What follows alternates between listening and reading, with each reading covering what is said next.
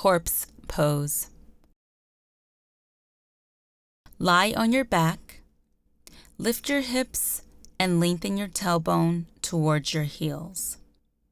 Press your elbows onto the floor and draw your shoulder blades together on your back. Extend each arm near the side of the body, arms heavy on the floor, palms up, legs open wide. Close your eyes and find stillness and let go of any conscious breath. Stay here for 5 to 15 minutes at the end of your practice.